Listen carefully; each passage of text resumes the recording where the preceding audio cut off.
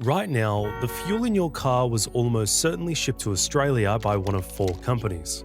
First, there's BP, headquartered in London. Then there's ExxonMobil, headquartered in Houston, Texas.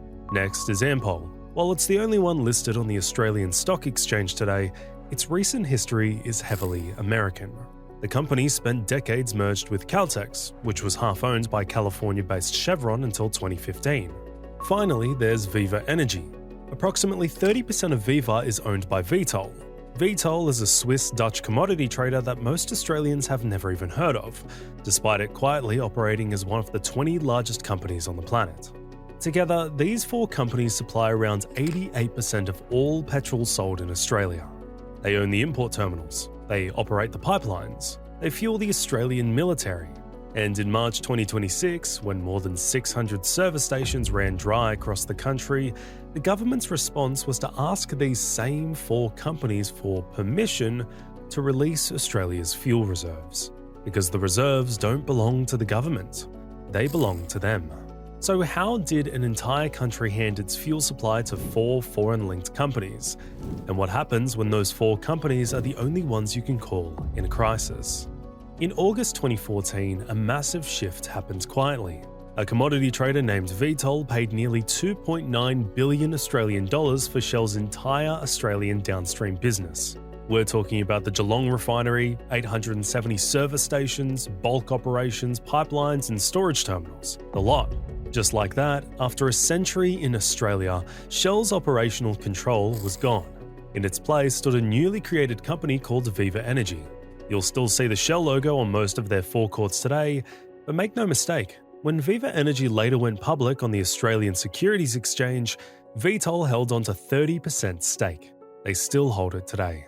We've already explored why Australia went from 8 refineries down to 2, and if you haven't seen that video, it's linked on screen now. But that's only half the story, because even when those refineries were running, the companies behind them were never really Australian. And when the last of them closed, the companies didn't leave. When BP shut down its Kwinana refinery in Western Australia in 2021, and ExxonMobil closed its Altona refinery in Melbourne that same year, neither company walked away. They converted those dead refineries into massive import terminals. They kept the storage tanks, pipelines, deep water port access, and truck loading bays. The infrastructure stayed exactly the same. The only thing that changed was the direction of the flow. Instead of being made on-site, the fuel now arrived overseas. That was the moment the system flipped. The four companies that used to produce Australia's fuel became the companies importing it. And because they still owned the infrastructure, including the terminals and the pipelines through which every litre of imported fuel had to pass through, their control didn't weaken when refining collapsed. Instead, it tightened. A country that used to refine its own oil became a country that paid four foreign-linked companies to bring fuel in and pass it through infrastructure those same four companies already owned. You've probably never heard of Vitol, but behind the scenes, it is one of the largest private companies on the planet. To put its size into perspective, Vitol pulled in $331 billion in 2024. Every single day, they trade about 7 million barrels of oil. That's more than the daily consumption of Germany, France, and the UK combined. The company started small. It was founded in Rotterdam in 1966 by two men trading fuel oil on barges along the Rhine. Today, its main offices are in Geneva, Houston, London, and Singapore. Vitol has been involved in a long list of international controversies, including a conviction for dodging sanctions in Saddam Hussein's Iraq, alongside multiple bribery scandals across Latin America and Africa. Right around the time Vitol was making its moves, the American oil giant Chevron started packing up. It decided to exit Caltex Australia, selling its 50% stake in 2015 for 4.6 billion Australian dollars. By 2020, the familiar Caltex brand was gone from our roads. It was replaced by Ampol, which was a nostalgic name with genuine Australian roots dating back to 1936. On paper, the company was finally Australian-owned again. In reality, the situation was far more fragile. Ampol was left holding just one working refinery at Lytton in Brisbane and a freshly converted import terminal in Kurnell in Sydney. Ultimately, they inherited a supply network from their American partners that was built entirely around one thing: importing fuel from overseas. By March 2026, the real-world consequences of this flipped system hit a small service station in Robinvale, Victoria. The owner, Nathan Falvo, watched helplessly as his pumps ran completely dry over a single weekend. Soon, all 3 stations in the major fruit-growing town were forced to enforce strict $50 purchase limits. Up in Tamworth, New South Wales, it was the exact same story. A regional distributor called Transwest Fuels had to tell its customers that wholesale prices had suddenly spiked, costing 50 to 90 cents more per litre than what the major retail chains were paying. Guaranteed supply practically vanished. When fuel did become available on the spot market, independent buyers had just minutes to accept the price or lose the batch entirely. By the end of that week, over 600 service stations across Australia had run out of at least one type of fuel.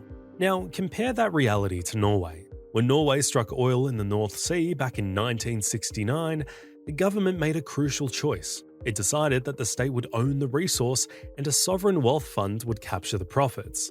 Today, that fund is the largest in the world, worth over $2 trillion.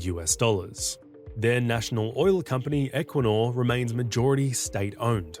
Because of this, Norway controls its supplies, its prices, and even its future. Australia made a very different choice.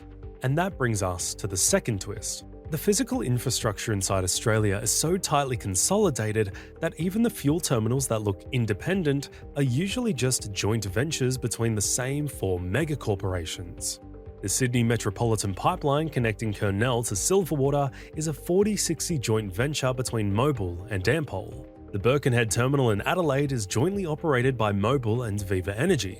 Viva Energy alone controls more than 24 import terminals across the country. Because of this choke point, when independent distributors need to buy fuel, they're forced to pay the terminal gate price, set by the majors themselves. It is published daily by the Australian Institute of Petroleum, which is an industry group whose only 4 members are Ampol, BP, Mobil, and Viva Energy. Then look at Singapore. It's a nation smaller than Sydney with absolutely zero oil reserves of its own. Yet it deliberately built itself into one of the world's 3 largest refining hubs. It invested heavily in infrastructure on Jurong Island and maintained strict strategic stockpiles. Today, Singapore is a massive net exporter of refined fuel. In fact, it's the exact place Australian diplomats have to fly during a crisis to negotiate for supply. And here is the third twist. In 2023, the Australian Department of Defence handed a massive $2.7 billion fuel contract to Viva Energy. Under this deal, Viva supplies aviation, marine and ground fuel to every Australian military installation in the country, and to the RMAF base Butterworth in Malaysia. It resumed production of F-44, the specialised jet fuel used on aircraft carriers at the Geelong refinery. Let that sink in.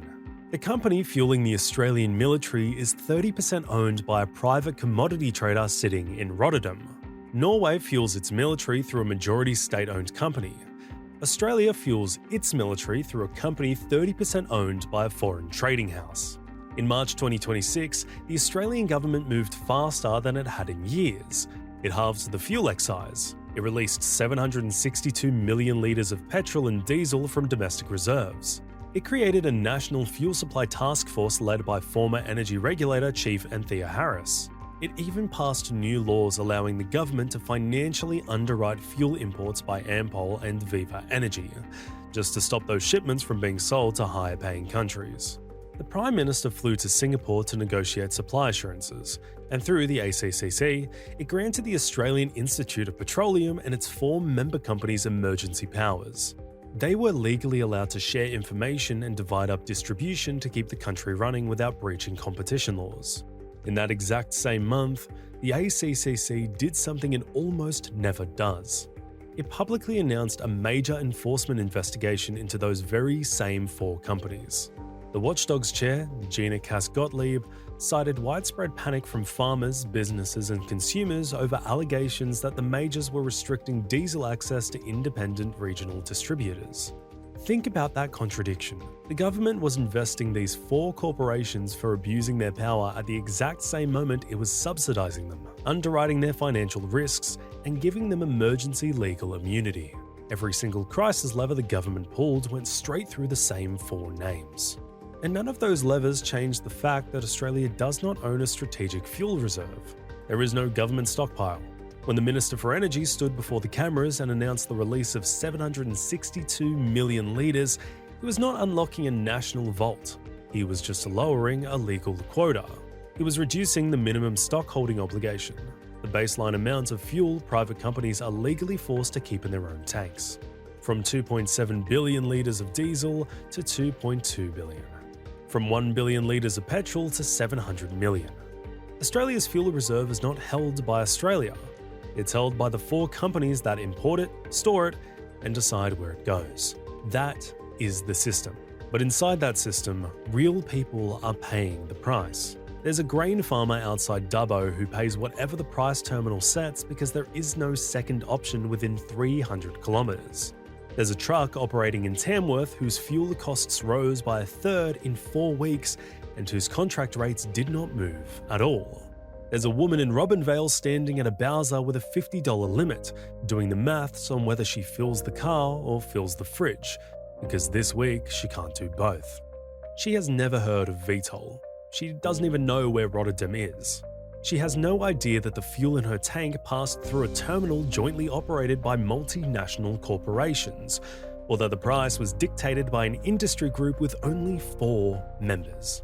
She doesn't know the fuel only arrived because the Prime Minister had to fly to a foreign country to ask for help. All she knows is that the price went up and the pumps went dry. So who actually controls Australia's fuel supply? Not Australia.